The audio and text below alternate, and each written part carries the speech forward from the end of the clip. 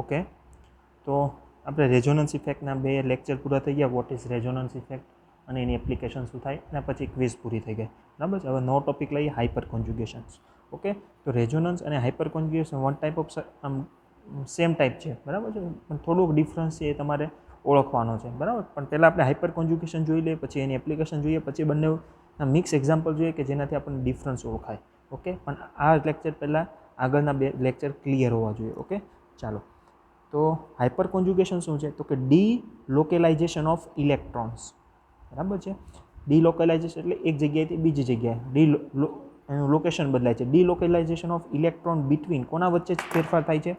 તો કે કોના વચ્ચે એ ડીલોકેલાઇઝેશન થાય છે? તો કે sigma bond and pi orbital. બરાબર છે, sigma bond and pi orbital. અથવા તો આપણે એવું કહી શકીએ કે delocalization of electron between sigma bond and carbocation, free radical and pi bond. બરાબર, આ શું છે એ જોઈએ આપણે. ઓકે, હાઇપર કોન્જ્યુગેશનને વન ટાઈપ ઓફ રેઝોનન્સ પણ કહે છે. શું કામ રેઝોનન્સ ટાઈપ? લાગે જ રેઝોનન્સ જેવું એટલે તમને ખબર પડશે, પણ રેઝોનન્સ કરતાં અહીંયા અલગ શું હશે?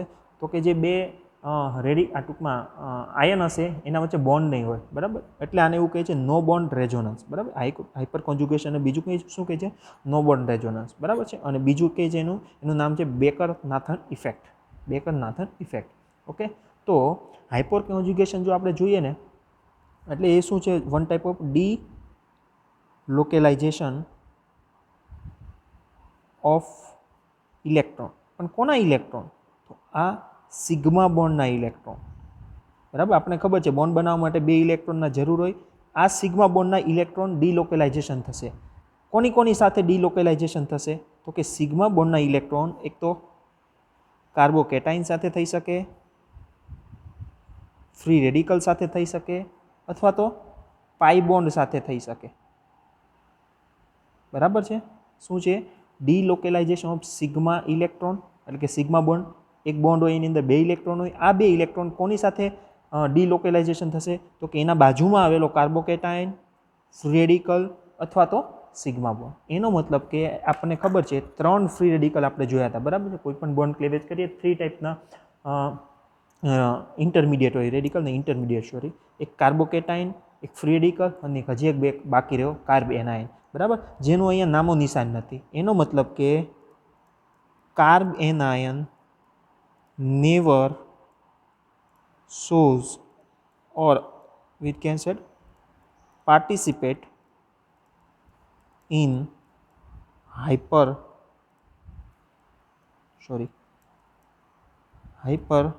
conjugation. ઓકે, આ ખાસ યાદ રાખવાનું છે. કાર્બ એનાયન હોય, બરાબર છે, એ કોઈ દિવસ હાઇપર કોન્જ્યુગેશનમાં પાર્ટ નહીં લે. બરાબર છે. પાછું હાઇપર કોન્જ્યુગેશન શું છે? તો કે ડીલોકેલાઇઝેશન ઓફ ઇલેક્ટ્રોન. કોના ઇલેક્ટ્રોન? તો કે સિગ્મા બોન્ડના ઇલેક્ટ્રોન. કોની સાથે ડીલોકેલાઇઝ થાય છે? તો કે કાર્બોકેટાઇન સાથે, ફ્રી રેડિકલ સાથે અને પાઈ બોન્ડ સાથે. બરાબર છે, આ બધાની પી ઓર્બિટલ હશે. બરાબર છે, આ બધાની પી ઓર્બિટલ. આની પાઈ બોન્ડ છે એટલે એની પી ઓર્બિટલ આ રીતે હશે. આ બંને વચ્ચે બોન્ડ હશે. બરાબર છે, કઈ રીતે થાય આપણે બધું જોઈએ. એટલે પહેલું ડેફિનેશનમાં લખ્યું હતું કે delocalization of electron between sigma bond and pi orbital. એટલે પી ઓર્બિટલનો મતલબ શું થાય? તો જો કાર્બોકેટાઇન હોય તો એની પી ઓર્બિટલ ખાલી હોય, ફ્રી રેડિકલ હોય તો એમાં એક ઇલેક્ટ્રોન હોય. બરાબર છે, અને પાઈ બોન્ડ હોય તો આ બંને વચ્ચે 2 ઇલેક્ટ્રોન હોય. બરાબર છે, આ બધાની સાથે સિગ્મા બોન્ડના ઇલેક્ટ્રોન ડીલોકેલાઇઝેશન થશે અને જે તે કાર્બોકેટાઇન, ફ્રી રેડિકલ અને પાઈ બોન્ડને સ્ટેબિલિટી આપશે. બરાબર, આપણે 1 બાય 1 સ્ટેપ જોઈએ. ઓકે, ચાલો એમાં ફર્સ્ટ જોઈએ હાઇપર કોન્જ્યુગેશન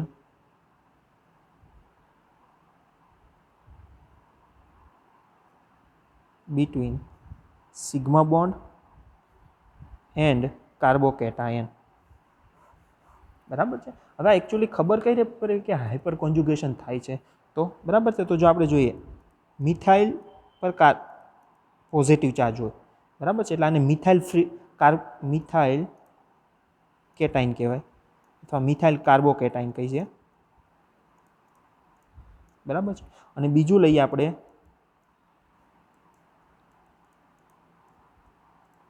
આને કહેવાય ઇથાઇલ કાર્બોકેટાઇન.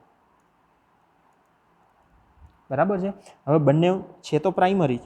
બરાબર, છતાં પણ ઇથાઇલ કાર્બોકેટાઇનની સ્ટેબિલિટી વધારે હોય. એ શું કામ હોય? તો કે હાઇપર કોન્જ્યુગેશનના લીધે. કઈ રીતે બતાવાય એ જોઈએ. બરાબર, પહેલાં તો કાર્બોકેટાઇન જનરેટ કઈ રીતે? હંમેશા યાદ રાખજો, કાર્બન ઉપર પોઝિટિવ ચાર્જ હોય એટલે ત્યારે કાર્બનની 3 વેલેન્સી હોય. બરાબર, આમ તો કાર્બનની 4 વેલેન્સી હોય. જો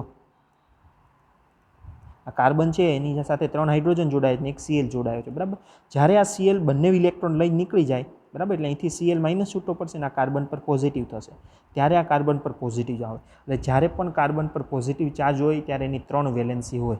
ઓકે, ચાલો હવે આમાં ઇથાઇલ રેડિકલ, ઇથાઇલ કાર્બકેટાઇન, રેડિકલ નહીં સોરી, ઇથાઇલ કાર્બોકેટાઇન કઈ રીતે સ્ટેબલ થાય છે એ જોઈએ. બરાબર છે, ફેરવી દઉં છું. ઓકે, તો આ મોલિક્યુલ્સ આવો છે, CH3 CH2 પ્લસ. ઓકે, તો આની અંદર હાઇપર કોન્જ્યુગેશન કઈ રીતે થાય છે એ જોવાનું છે. તો જો આ કાર્બન, આ પોઝિટિવ ચાર્જવાળો, પોઝિટિવ ચાર્જ અહીંયા છે. બરાબર છે, આના 2 હાઇડ્રોજન અહીંયા છે, અહીંયા 3 હાઇડ્રોજન છે. બરાબર છે, આ 1 2 3. બરાબર, આપણે આ પહેલો કિસ્સો જોઈએ છે કે જેની અંદર સિગ્મા બોન્ડના ઇલેક્ટ્રોન કાર્બોકેટાઇન સાથે થાય છે. એટલે જ્યાં કાર્બોકેટાઇન જોડાયો છે એની બાજુનો કાર્બન, એટલે કે એની બાજુનો કાર્બન આપણે આલ્ફા કાર્બન કહી દઈએ.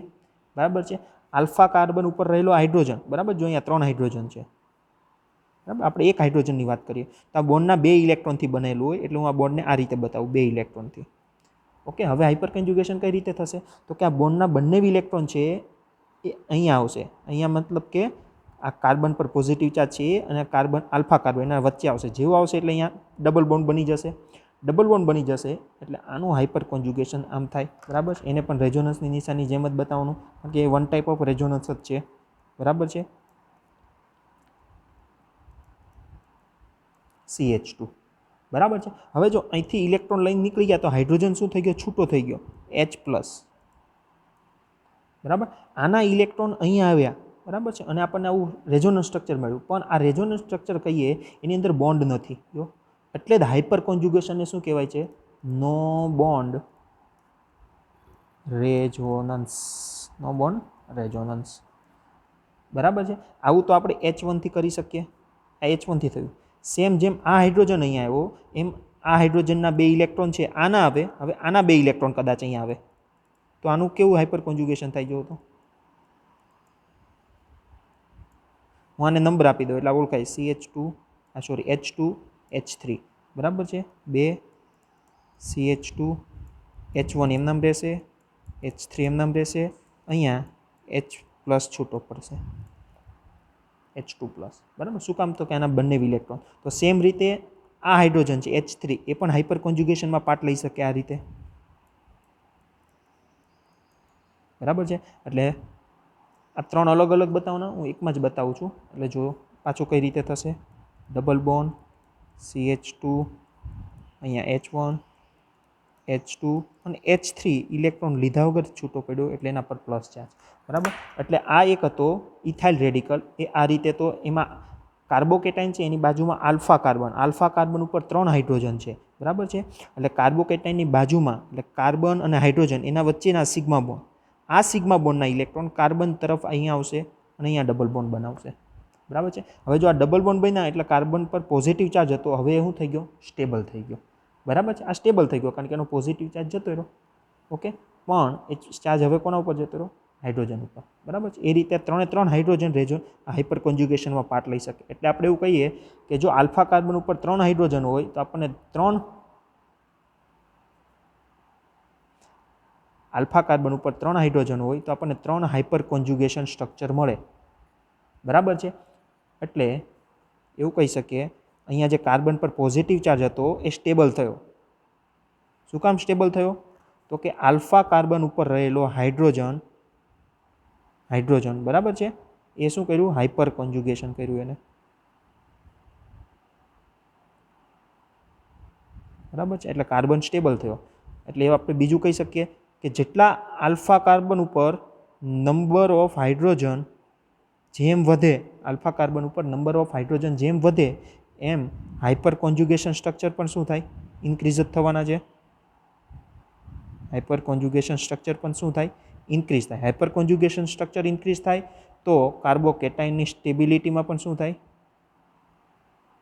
સ્ટેબિલિટીમાં પણ વધારો થાય. ઓકે, અને ઓર્બિટલ પિક્ચર તરીકે કઈ રીતે જોવાય તો એ જોઈએ પહેલાં. બરાબર છે. દાખલા તરીકે આવું છે પાછું CH3 CH2 પ્લસ, બરાબર છે. આ કાર્બન આની પાસે પી ઓર્બિટલ ખાલી હશે, એના ઉપર પોઝિટિવ ચાર્જ આવ્યો હશે, અહીંયા 2 હાઇડ્રોજન હશે, બરાબર છે. અહીંયા બરાબર છે,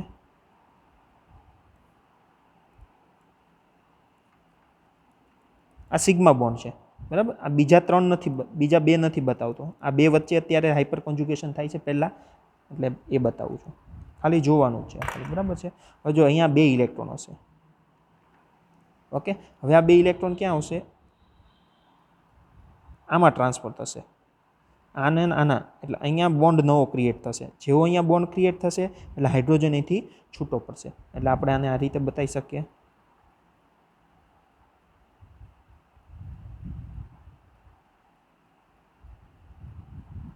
આની પી ઓર્બિટલ હતી, આની પી ઓર્બિટલ, આ sp3 ઓર્બિટલ હતી, ઓકે.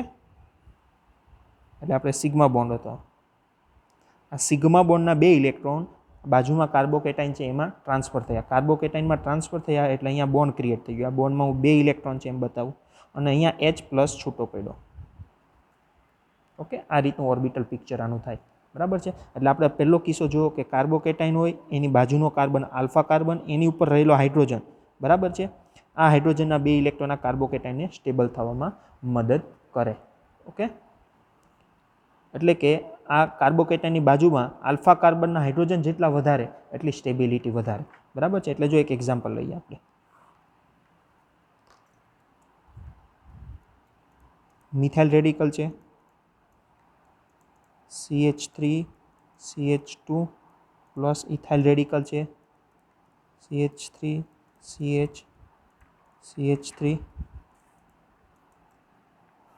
આ પ્રોપાઇલ રેડિકલ થઈ ગયો, બરાબર. CH3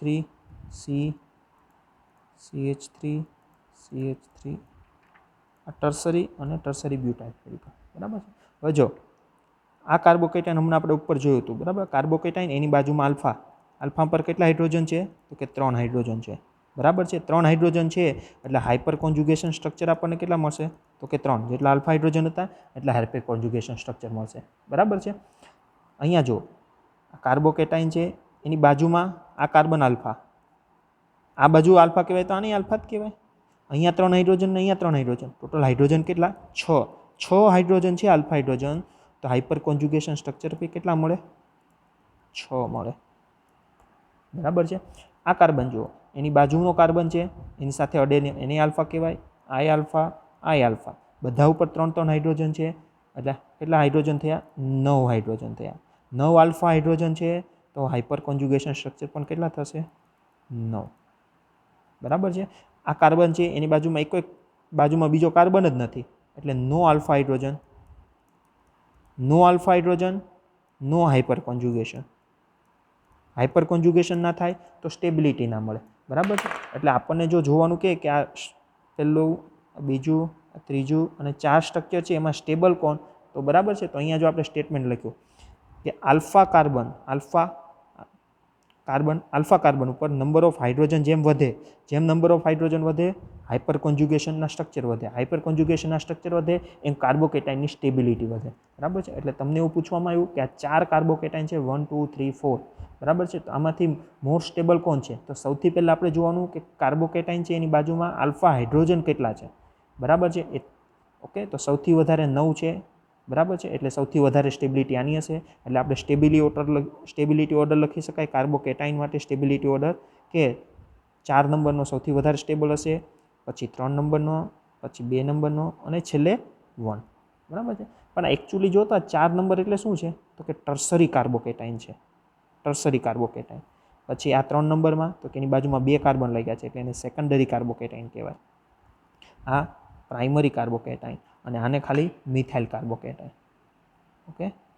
તો સિમ્પલ તમને ખબર હશે, તમે 11 12 અને FIમાં ભણ્યા હશો કે કાર્બોકેટાઇનની સ્ટેબિલિટી ઓર્ડર શું હોય તો કે tertiary more stable, then secondary, then primary, પણ મિથાઇલ રેડિકલ. પણ આ શું કામ તો કે ટર્સરી છે એમાં 9 આલ્ફા હાઇડ્રોજન છે એટલે એની સ્ટેબિલિટી સૌથી વધારે, પછી સેકન્ડરીની, પછી પ્રાઇમરીની અને પછી મિથાઇલ રેડિકલની, ઓકે. હવે નેક્સ્ટ એક્ઝામ્પલ જોઈએ, ચાલો. Hyper conjugation between sigma bond and free radical. પેલું કેટાઇનને જોયું હતું બરાબર. આમ CH3 CH2 અહીંયા કયો સિગ્મા બોન્ડ આવતો હતો? તો કે આના 3 હાઇડ્રોજનનું આના વચ્ચે આપણે જોયું હતું. ઓકે, હવે આપણે કોને જોવાનું? Sigma bond. એટલે આ સિગ્મા બોન્ડ તો હશે જ બરાબર. ફ્રી રેડિકલ એટલે કે પોઝિટિવની જગ્યાએ કોણ હશે? રેડિકલ હશે. દાખલા આ રીતે CH3 CH2 આના પર રેડિકલ બરાબર. ચાલો આમાં હાઇપર કોન્જ્યુગેશન કઈ રીતે થાય એ જોઈએ બરાબર. આનું વ્યવસ્થિત સ્ટ્રક્ચર પાછું આ રીતે દોરીએ આપણે. અહીંયા રેડિકલ છે, અહીંયા સિગ્મા બોન્ડ છે બરાબર છે. અહીંયા આલ્ફા, અહીંયા આમ લખી શકું આ રેડિકલ છે, એની બાજુમાં આલ્ફા કાર્બન છે, એમાં 3 આલ્ફા હાઇડ્રોજન છે બરાબર છે. આલ્ફા કાર્બન પર 3 આલ્ફા હાઇડ્રોજન છે. હવે કઈ રીતે ભાગ લેશે જોઈએ તો કે આ બોન્ડ છે સિગ્મા બોન્ડ છે, આપણે કોના વચ્ચે જોઈએ છે તો કે સિગ્મા બોન્ડ અને ફ્રી રેડિકલ. સિગ્મા બોન્ડ અને ફ્રી રેડિકલ આ બંને 1-2 પોઝિશન પર હોવા જોઈએ છે જ. ઓકે, હવે શું થશે તો કે અહીંયા ફ્રી રેડિકલ છે, આ બંને વચ્ચે બોન્ડ બનાવવો હોય તો એક આનો ઇલેક્ટ્રોન જોઈએ નિકાલો તો આનો એક ઇલેક્ટ્રોન તો છે જ અહીંયા બરાબર છે. એટલે આપણે જો હાફ એરોથી બતાવો આ 2 ઇલેક્ટ્રોન છે, એમાંથી એક ઇલેક્ટ્રોન અહીંયા આવશે. જેવો અહીંયા આવશે એટલે અહીંયા શું બની જશે? ડબલ બોન્ડ બની જશે. એટલે આપણે આવું લખી શકીએ ડબલ બોન્ડ CH2 બરાબર છે. પણ આ બોન્ડના 2 ઇલેક્ટ્રોન હતો, એક આ કાર્બન પર જતો હતો, એક આ કોના ઉપર જશે? હાઇડ્રોજન ઉપર. અને અહીંથી હાઇડ્રોજન છૂટો પડી અને H રેડિકલ જનરેટ થશે બરાબર છે. હવે આ 1 ટાઈપ ઓફ રેઝોનન્સ થયું, પણ અહીંયા બોન્ડ નથી એટલે આને કહેવાય નો બોન્ડેડ રેઝોનન્સ બરાબર, અથવા તો એને કહીએ આપણે હાઇપર કોન્જ્યુગેશન. ઓકે, હવે આપણે જો અહીંયા નામ આપી દઈએ H1 H2 H3 બરાબર છે. તો જે રીતે H1 અહીંયા બોન્ડ બનાવી શકે સેમ પેટર્નમાં H2 પણ બનાવી શકે, કારણ કે જો એના 2 ઇલેક્ટ્રોન હોય. ઇલેક્ટ્રોનને હું આ રીતે બતાવું ચાલો. આનો એક ઇલેક્ટ્રોન અહીંયા આવે, સેમ વે આનો એક ઇલેક્ટ્રોન અહીંયા બરાબર છે. એટલે બીજું હાઇપર કોન્જ્યુગેશન આમ થશે H1 H2 H3. H1 એમ નામ રહેશે, અહીંયા ડબલ બોન્ડ બનશે, CH2 થશે, અહીંયા H3 એમ નામ રહેશે, આનો એક ઇલેક્ટ્રોન અહીંયા આવી ગયો એટલે એક ઇલેક્ટ્રોન આનો, એક ઇલેક્ટ્રોન આનો, અહીંયા ડબલ બોન્ડ બની ગયા અને અહીંયા H2 છૂટો પડ્યો. હવે જો અહીંયા ફ્રી રેડિકલ હતો, ફ્રી રેડિકલ તો ફ્રી રેડિકલ અનસ્ટેબલ હોય બરાબર છે. તરત જ એને શું કર્યું? અહીંથી ઇલેક્ટ્રોન લઈ લીધો એટલે ડબલ બોન્ડ બની ગયા. એટલે કાર્બન પર જે રેડિકલ હતો એ હવે કેવો થઈ ગયો? સ્ટેબલ. આ સ્ટેબલ શેના લીધે થઈ ગયો? કાર્બન પર રેડિકલ હતો એ સ્ટેબલ થઈ ગયો. સ્ટેબલ કોના લીધે થયો? તો કે બાજુમાં રહેલા સિગ્મા બોન્ડે એને ઇલેક્ટ્રોન શું કર્યા? ડોનેટ કર્યા. ડોનેટ થઈને પાઈ બોન્ડ થઈ ગયો. આ પાઈ બોન્ડ થઈ ગયો એટલે આ કાર્બન અત્યારે સ્ટેબલ થઈ ગયો, રેડિકલ હતો એટલે બરાબર છે. એટલે સ્ટેબિલિટી શેના લીધે મળી? તો કે હાઇપર કોન્જ્યુગેશનના લીધે. તો આવા તો અહીંયા 3 હાઇડ્રોજન છે, આપણને આવા 3 હાઇપર કોન્જ્યુગેશન સ્ટ્રક્ચર આના સંદર્ભમાં મળી શકીએ. તો આપણે હજી એક આ રીતે લખી શકીએ. હવે H3ના સંદર્ભમાં લખી શકીએ આપણે બરાબર છે. તો અગેન સેમ પેલા જેવું, કોના જેવું? કાર્બોકેટાઇન જેવું બરાબર છે. કે નંબર ઓફ આલ્ફા હાઇડ્રોજન કોના ઉપર હોય? તો કે આલ્ફા કાર્બન ઉપર હોય. કોનાથી? પણ રેડિકલથી. એટલે રેડિકલ છે એની બાજુનો જે કાર્બન છે એને આલ્ફા કાર્બન કહેવાય અને એની પર રહેલા હાઇડ્રોજનને આલ્ફા હાઇડ્રોજન કહેવાય. એટલે કે નંબર ઓફ આલ્ફા હાઇડ્રોજન જેમ વધશે, જેમ ઇન્ક્રીઝ થશે એમ અહીંયા 3 હતા તો આપણને 3 રેઝોનન્સ સ્ટ્રક્ચર મળે. વિચારી લો આવું નથી સ્ટ્રક્ચર બરાબર છે. આવું સ્ટ્રક્ચર છે આપણી પાસે CH3 CH અને CH3 બરાબર છે. એટલે સિમિલર આનું આને બ્રેક કરી નાખું છું અત્યારે ખાલી સમજવા માટે એમ લખીએ છીએ બરાબર છે. તો આ 3 હાઇપર કોન્જ્યુગેશન તો થવાના જ છે, પણ સાથે સાથે આ 3 સાથે બીજા પાછા આપણે કયા પોસિબલ થાય? તો કે આ બાજુ બોન્ડ બનવાના બદલે આનો ઇલેક્ટ્રોન અહીંયા આવશે, એક ઇલેક્ટ્રોન અહીંયા બરાબર, અને આ હાઇડ્રોજન છૂટો પડશે બરાબર છે. એ રીતે આનો પડે એટલે 3 આ બાજુથી મળે, 3 આ બાજુથી મળે, 6 મળે. શું કામ? તો કે અહીંયા જો 6 આલ્ફા હાઇડ્રોજન છે બરાબર છે, એમાં 3 જ હતા. એટલે number of alpha hydrogen increase થશે. નંબર ઓફ આલ્ફા હાઇડ્રોજન જેમ ઇન્ક્રીઝ થશે એમ હાઇપર કોન્જ્યુગેશન પણ શું થશે? હાઇપર કોન્જ્યુગેશન સ્ટ્રક્ચર એ પણ ઇન્ક્રીઝ થશે. હાઇપર કોન્જ્યુગેશન સ્ટ્રક્ચર ઇન્ક્રીઝ થશે તો કાર્બન ઉપર રેડિકલ છે એટલે ફ્રી રેડિકલ આપણે કહીશું એને, કાર્બ રેડિકલ, ફ્રી રેડિકલ, એની સ્ટેબિલિટી પણ શું થશે? એની સ્ટેબિલિટીમાં પણ વધારો થશે. બરાબર છે. ચાલો એક એક્ઝામ્પલ જોઈ લઈએ. દાખલા કે આપણી પાસે આવા રેડિકલ છે, એક મિથાઇલ ઉપર રેડિકલ છે,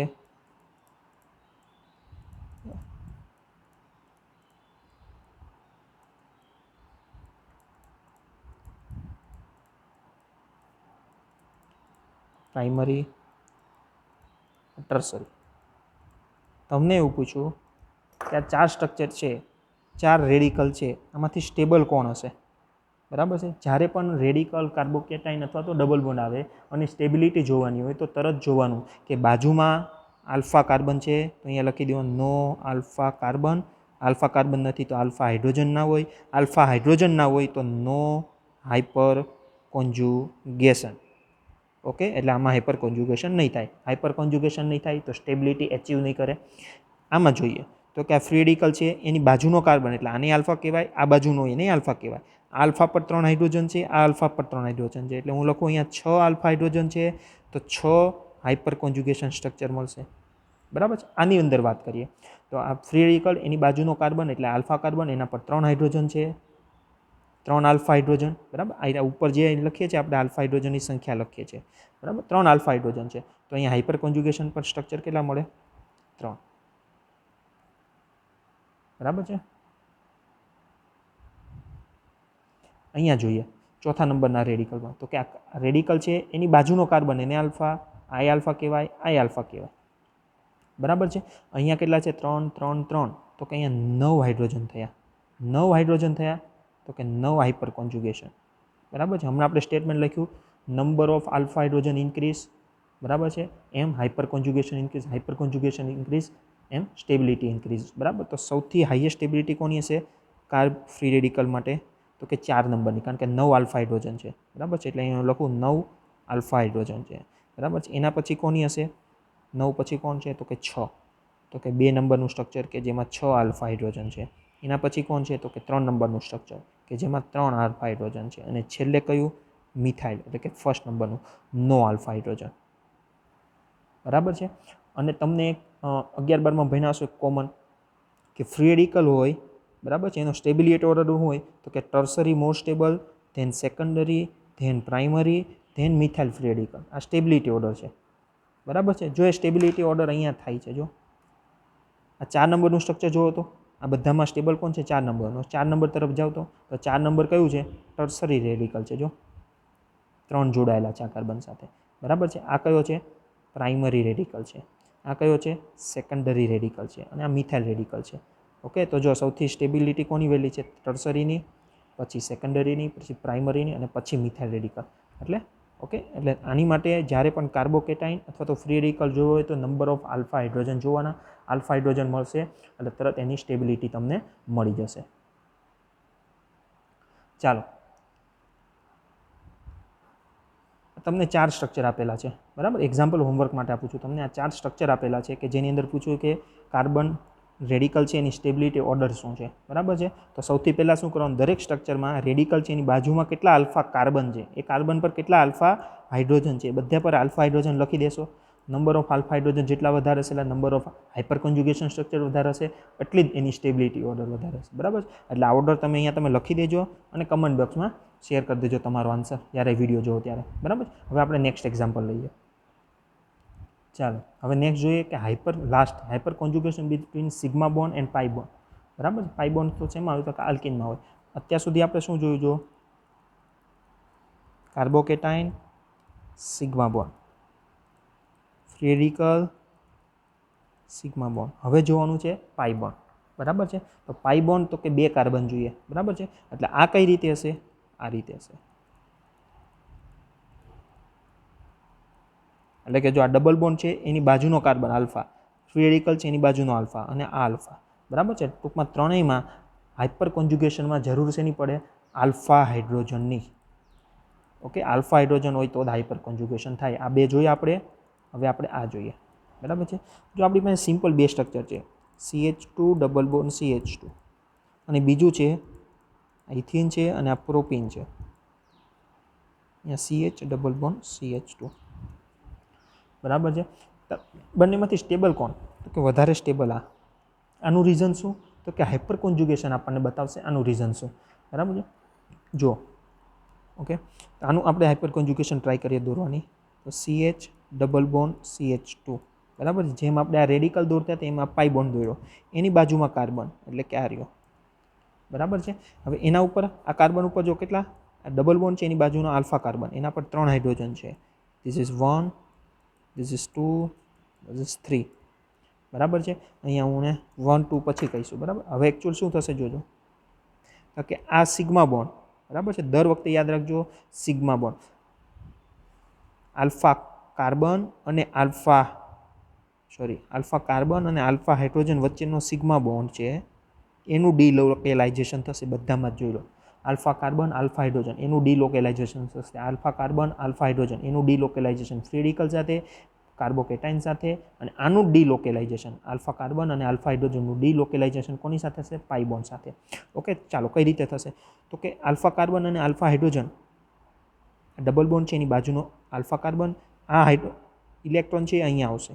જેવા અહીંયા આવશે બંને આવશે એટલે કેવું બનશે? ડબલ બોન્ડ બનશે. હવે ડબલ બોન્ડ બને, અહીંયા ડબલ બોન્ડ બને તો આ કાર્બનની સિચ્યુએશન શું થઈ જાય? જુઓ તો 1 2 3 4 અને હાઇડ્રોજન સાથે બોન્ડ હોય 5 બોન્ડ થઈ જાય. 5 બોન્ડ કોઈ દિવસ ના રહે. એટલે જેવો અહીં ડબલ બોન્ડ બનશે એટલે આ જે પહેલેથી જે પાઈ બોન્ડ હતો એના બંને ઇલેક્ટ્રોન છેડાના CH2 પર શિફ્ટ થઈ જશે. બરાબર છે. એટલે આનું હાઇપર કોન્જ્યુગેશન કંઈક આ રીતે થશે.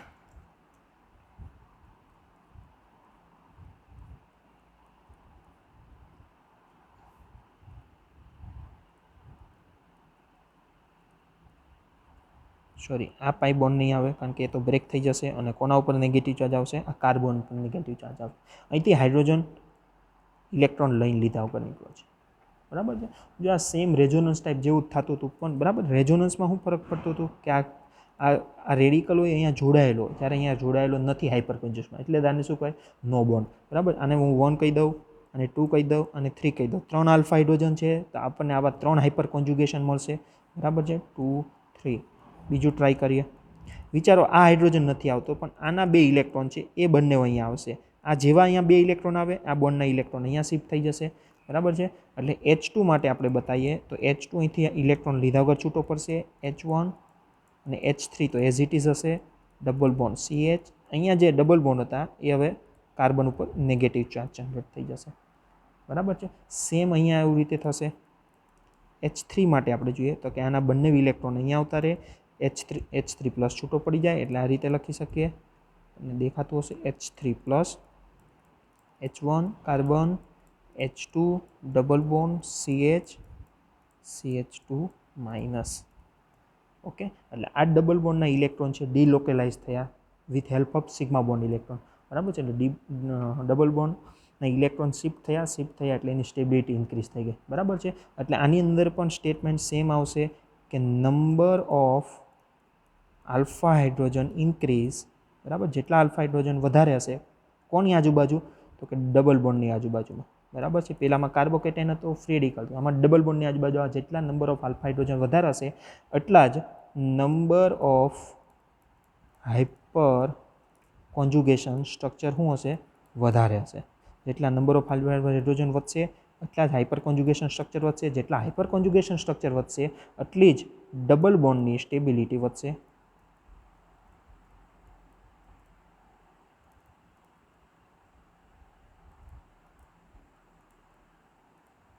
ઓકે, ડબલ બોન્ડની સ્ટેબિલિટી વધશે. બરાબર. આનું એક એક્ઝામ્પલ જોઈ લઈએ.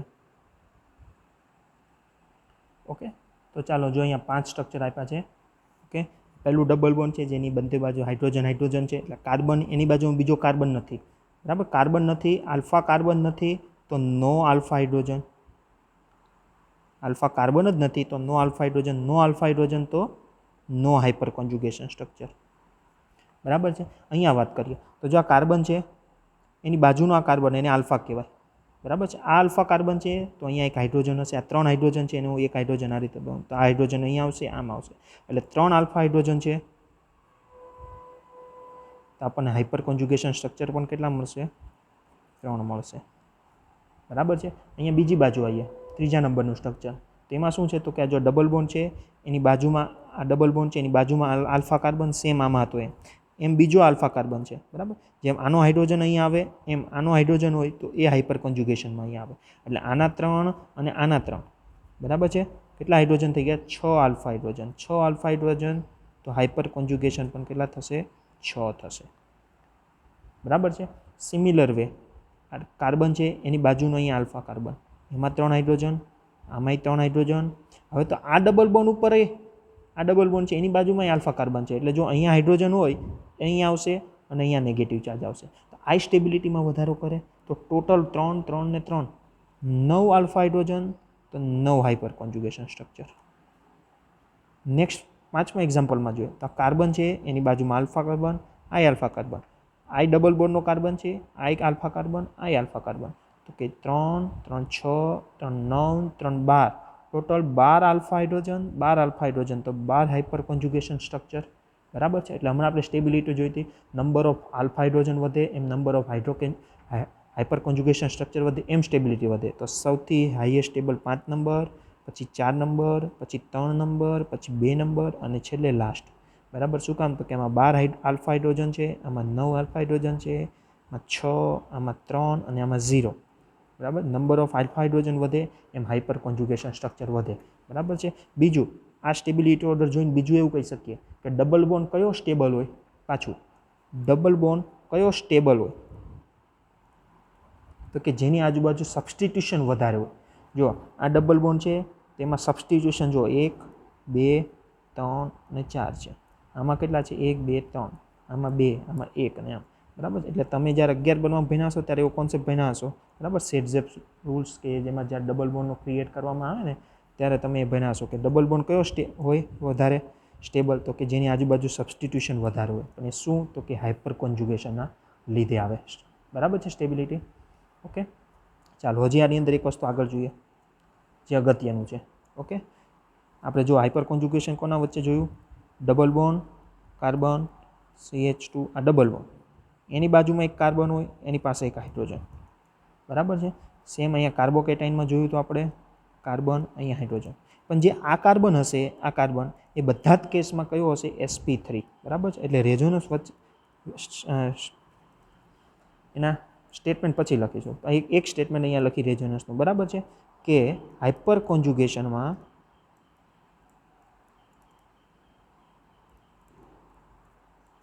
જે ઇલેક્ટ્રોન ડિલોકેલાઇઝેશન થાય છે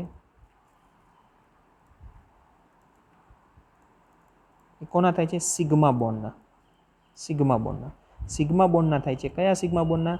તો કે જે કાર્બન sp3 કાર્બનના. કોના? sp3 કાર્બનના, બરાબર છે. એટલે હાઇપર કોન્જ્યુગેશનમાં કોઈ દિવસ sp2 કાર્બન અથવા તો sp કાર્બન ના સિગ્મા બોન્ડના ઇલેક્ટ્રોન ડિલોકેલાઇઝેશન કોઈ દિવસ કરવા નહીં. ઓકે, ઓલવેઝ અહીંયા જે હોય ડબલ બોન્ડ કાર્બોકેટાઇન અથવા રેડિકલ એની બાજુનો આ જે કાર્બન હોય એ sp3 હોવો જોઈએ. ઓકે, sp3 હોય તો જ અહીંયા પાર્ટિસિપેટ કરી શકે, અધરવાઇઝ ના કરી શકે. ઓકે, ચાલો હવે જે અગત્યનો એક બીજો ટોપિક જોઈએ આની અંદર, હાઇપર કોન્જ્યુગેશનની અંદર જ, બરાબર છે, કે ટોલ્યુઇન છે. ટોલ્યુઇન એટલે શું? મિથાઇલ, બેન્ઝીન ઉપર મિથાઇલ. આની અંદર હાઇપર કોન્જ્યુગેશન થાય. કઈ રીતે? જો ડબલ બોન્ડ, આ રહ્યો ડબલ બોન્ડ, આ carbon carbon carbon double bond, એની બાજુનો આ કાર્બન આલ્ફા કાર્બન, આ રહ્યો આલ્ફા કાર્બન, sp3 છે. જો એના ઉપર 3 હાઇડ્રોજન છે, sp3 છે. તો આ હાઇડ્રોજન આની અંદર રેઝોનન્સમાં આવશે. સેમ આમાં આવતો હતો. જો આ હાઇડ્રોજન આવતો હતો તો અહીંયા ડબલ બોન્ડ બનાવતા હતા અને અહીંયા નેગેટિવ ચાર્જ જનરેટ થતો હતો. સેમ વસ્તુ અહીંયા થશે. જો હું આને આ રીતે લખું,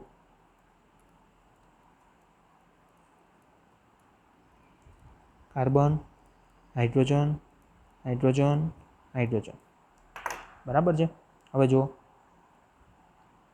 આના 2 ઇલેક્ટ્રોન હતા, બરાબર છે. જેમ આ ડબલ બોન્ડ એની બાજુનો આ સિગ્મા બોન્ડ, આલ્ફા કાર્બન અને આલ્ફા હાઇડ્રોજન વચ્ચેના ઇલેક્ટ્રોન, આ બંને ઇલેક્ટ્રોન અહીંયા આવશે એટલે અહીંયા ડબલ બોન્ડ બનશે. જેવા ડબલ બોન્ડ બનશે આ બંને ઇલેક્ટ્રોન ઓર્થો પોઝિશન ઉપર જતા રહેશે.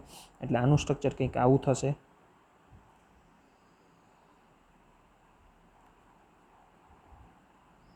એક હાઇડ્રોજન અહીંયા, એક હાઇડ્રોજન અહીંયા, અહીંયા H+ છૂટો પડે, અહીંયા નેગેટિવ ચાર્જ. બરાબર. હવે અહીંયા નેગેટિવ ચાર્જ આવ્યો એટલે આ સ્ટ્રક્ચર એમ નામ રહેશે, પણ આ પાછું અંદર રેઝોનન્સમાં જશે. અહીંયા ડબલ બોન્ડ બનાવશે એટલે અહીંયા નેગેટિવ ચાર્જ જનરેટ થશે.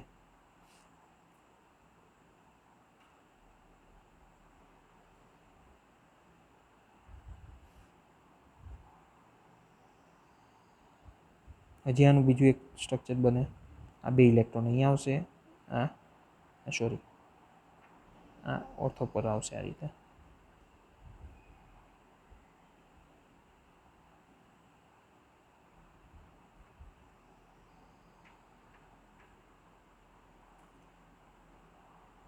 આ H પ્લસ બતાવવાનો આપણે જે છૂટો પડ્યો ને. બરાબર. લાસ્ટમાં શું થઈ શકે કે આ બે ઇલેક્ટ્રોન અહીંયા આવશે, આના અહીંયા બની જશે, પાછો આપણને ટોલ્યુઇન મળી જશે as it is.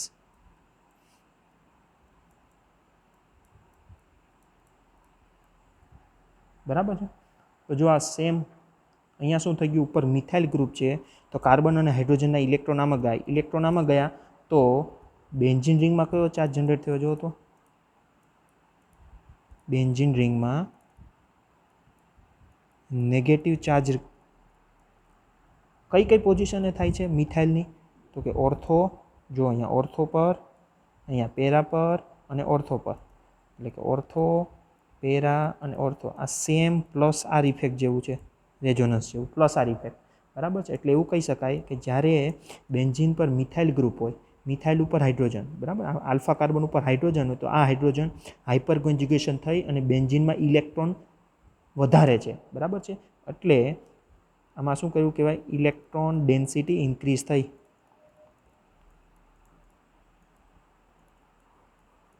Electron density increase થઈ. બરાબર. નેગેટિવ ચાર્જ બેન્ઝીનમાં જનરેટ થાય એટલે ઇલેક્ટ્રોન ડેન્સિટી વધી. કઈ પોઝિશને, ઓર્થો, પેરા, ઓર્થો. બરાબર છે. એટલે એવું કહી શકાય કે બેન્ઝીન ઉપર આલ્ફા કાર્બન હોય અને જો એના ઉપર હાઇડ્રોજન હોય તો હાઇપર કોન્જ્યુગેશન ઇફેક્ટ કરશે અને બેન્ઝીન પર નેગેટિવ ચાર્જ જનરેટ કરશે. નેગેટિવ મતલબ કે ઇલેક્ટ્રોન ડેન્સિટી વધારશે. પણ કઈ પોઝિશને ઇલેક્ટ્રોન ડેન્સિટી વધારશે, તો કે ઓર્થો, પેરા અને ઓર્થો. એનો મતલબ એવું કહી શકીએ કે હાઇપર કોન્જ્યુગેશન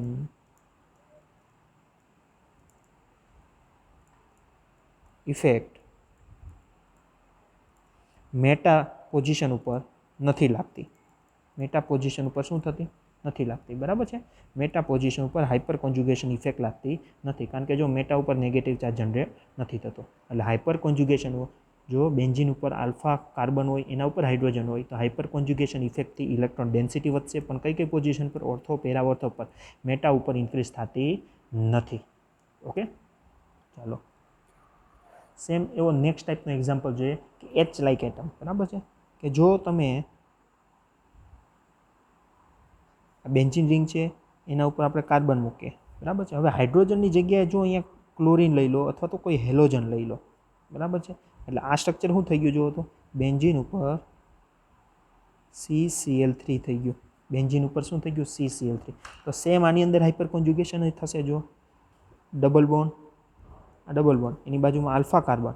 હવે અહીંયા હાઇડ્રોજન નથી. બરાબર. મેં અહીંયા શું કીધું, હાઇડ્રોજન લાઇક. હાઇડ્રોજન લાઇકમાં કોણ આવશે, તો કે Cl, Br, I, F, ટૂંકમાં હેલોજન. બરાબર. કોણ આવશે, બધા હેલોજન, હેલોજન ફેમિલી. બરાબર. તો એની અંદર શું થશે, તો કે જો અહીંયા સિગ્મા બોન્ડના ઇલેક્ટ્રોન છે, પણ હવે અહીંયા ડિફરન્સ થઈ જશે. શું અલગ પડશે જોજો અહીંયા, તો કે કાર્બન અને ક્લોરિન. તો ક્લોરિનની ઇલેક્ટ્રોન ડેન્સિટી વધારે છે. અત્યાર સુધી શું થતું, આ બે ઇલેક્ટ્રોન અહીંયા આવતા હતા, પણ હવે શું થશે, આ બંને ઇલેક્ટ્રોન ક્લોરિન ખેંચશે, ક્લોરિન ખેંચી લેશે. જેવા ક્લોરિન ખેંચશે એટલે આ બે ઇલેક્ટ્રોન અહીંયા શિફ્ટ થશે. એટલે રિવર્સ હાઇપર કોન્જ્યુગેશન કહેવાય એને, રિવર્સ હાઇપર કોન્જ્યુગેશન. બરાબર. પહેલામાં હાઇપર કોન્જ્યુગેશનમાં શું થતું હતું, તો કે સિગ્મા બોન્ડના ઇલેક્ટ્રોન, એટલે આ સિગ્મા બોન્ડ છે એના ઇલેક્ટ્રોન પાઈ બોન્ડ તરફ જતા હતા. બરાબર છે. એટલે આમ લખી શકીએ આપણે કે સિગ્મા બોન્ડના ઇલેક્ટ્રોન કોની તરફ જતા હતા, પાઈ બોન્ડ તરફ. હવે આની અંદર શું થાય છે, આવું ક્યારે થતું હતું, હાઇડ્રોજન હતો ત્યારે. આલ્ફા કાર્બન ઉપર શું હતો, આલ્ફા કાર્બન ઉપર હાઇડ્રોજન હતો ત્યારે. હવે શું અહીંયા થશે જો, તો કે સિગ્મા બોન્ડના ઇલેક્ટ્રોન, પાઈ બોન્ડના ઇલેક્ટ્રોન છે, જો પાઈ બોન્ડના ઇલેક્ટ્રોન સિગ્મા બોન્ડ તરફ આવે છે, એટલે ઊંધું થાય છે. આવું ક્યારે થાય, તો કે આલ્ફા કાર્બન ઉપર હાઇડ્રોજનની બદલે હાઇડ્રોજન લાઇક એટલે કે હેલોજન હોય, એટલે હું X લખી દઉં. ઓકે. આ રિવર્સ હાઇપર કોન્જ્યુગેશન કહેવાય ને, રિવર્સ હાઇપર કોન્જ્યુગેશન, આ નોર્મલ હાઇપર કોન્જ્યુગેશન ઉપરવાળું. ઓકે, ચાલો આમાં કઈ રીતે તો શું થશે, તો કંઈથી Cl નીકળી જશે અને આ 2 ઇલેક્ટ્રોન અહીંયા આવી જશે, તો જો સ્ટ્રક્ચર આવું બને.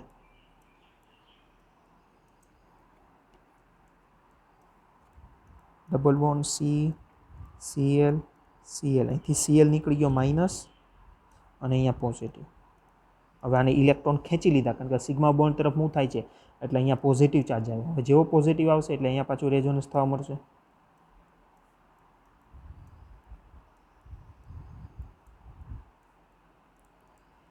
પોઝિટિવ ડબલ બોન્ડ Cl અહીંયા Cl પ્લસ. બરાબર, હજી અહીં રેઝોનન્સ થશે આ રીતે.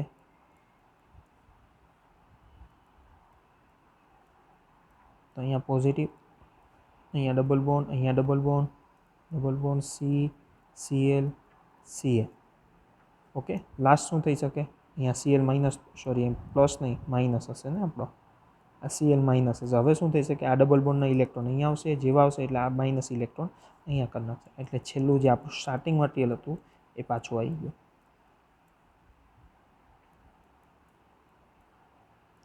CCl3. બરાબર છે.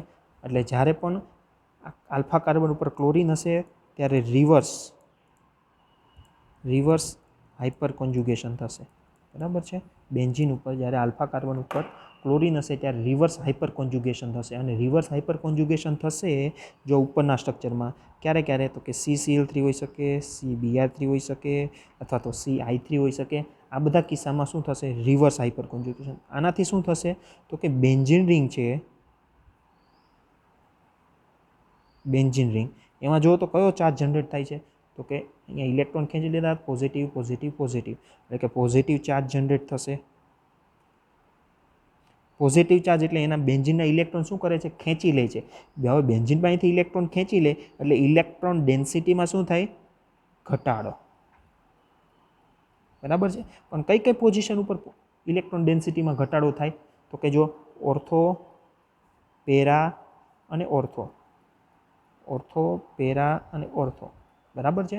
એટલે જ્યારે પણ રિવર્સ હાઇપર કોન્જ્યુગેશન થાય ત્યારે બેન્ઝીન રિંગમાંથી ઇલેક્ટ્રોન ખેંચી લે તો positive charge ortho, para, ortho પર આવે. હવે બેન્ઝીનમાંથી ઇલેક્ટ્રોન ખેંચી લેશે એટલે આમાં જે ઇલેક્ટ્રોન હતા એની પહેલાં જો 6 ઇલેક્ટ્રોન હતા એટલે ઇલેક્ટ્રોન ખેંચી લે તો જો અત્યારે 4 જ ઇલેક્ટ્રોન લાગે છે ને, ઇલેક્ટ્રોન ઓછા થઈ ગયા એટલે ઇલેક્ટ્રોન ડેન્સિટી ડિક્રીઝ થઈ ગઈ.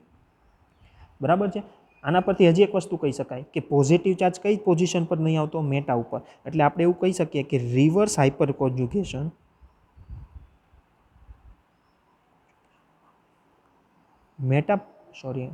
Reverse hyper conjugation meta position ઉપર નહીં થાય. ઓકે, એટલે હાઇપર કોન્જ્યુગેશન હોય કે રિવર્સ હાઇપર કોન્જ્યુગેશન હોય, મેટા ઉપર નહીં થાય.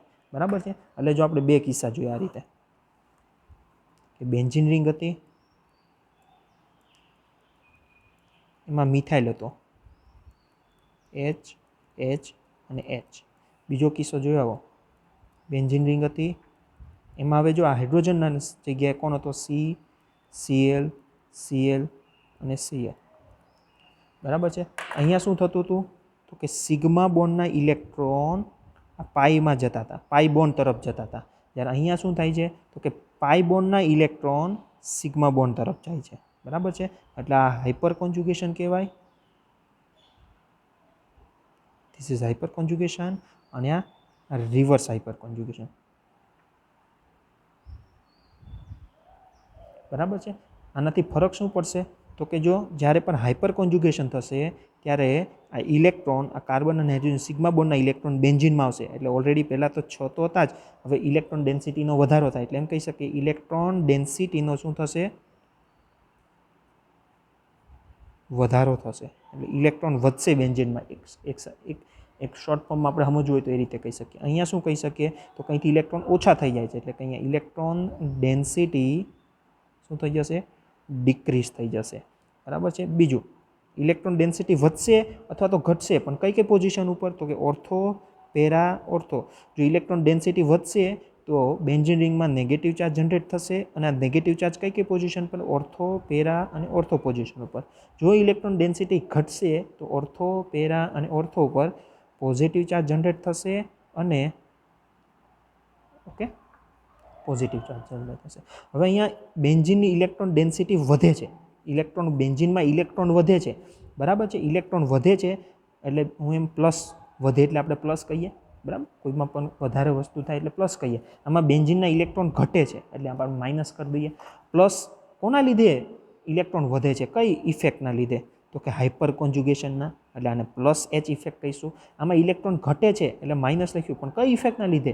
રિવર્સ હાઇપર કોન્જ્યુગેશન, એટલે માઇનસ એચ લખીશું. એટલે આપણે એવું કહી શકીએ કે હાઇપર કોન્જ્યુગેશન છે એના બે ટાઈપ થઈ ગયા, જેમાં આપણે પ્લસ આર અને પ્લસ આર અને માઇનસ આર થયા હતા. બરાબર છે. તો સેમ વસ્તુ, જો પ્લસ જ્યારે હશે તો બેન્ઝીનની ડેન્સિટી વધારશે, નેગેટિવ ચાર્જ જનરેટ કરશે. માઇનસ હશે તો ઇલેક્ટ્રોન ખેંચી લે, કોઈનામાંથી ઇલેક્ટ્રોન ખેંચાઈ જાય તો ચાર્જ કયો જનરેટ થાય અંદર? પોઝિટિવ. કઈ પોઝિશન પર? Ortho, para, ortho. આ બંનેનું એક કોમન વસ્તુ લખી શકીએ કે મેટા પોઝિશન ઉપર નો ઇફેક્ટ. મેટા પોઝિશન ઉપર કોઈ ઇફેક્ટ થતી નથી.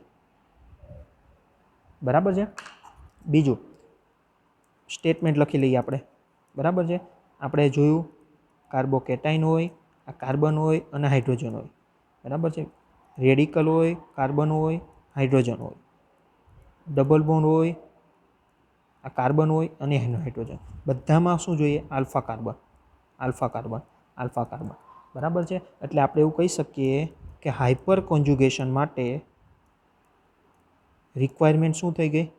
રિક્વાયરમેન્ટ તો કે એટલીસ્ટ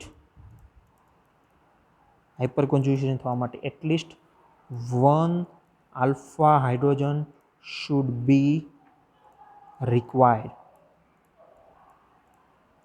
બરાબર, 1 hydrogen should be required. Alpha hydrogen જો હોય તો જ હાઇપર કોન્જ્યુગેશન થાય, અધરવાઇઝ ના થાય. બરાબર છે. અને પકડવાનું કઈ રીતે? તો કે જે આપણને કીધું એની બાજુમાં આલ્ફા કાર્બન અને આલ્ફા હાઇડ્રોજન, બરાબર. નંબર ઓફ આલ્ફા હાઇડ્રોજન વધે એમ એની સ્ટેબિલિટી વધે. બરાબર છે.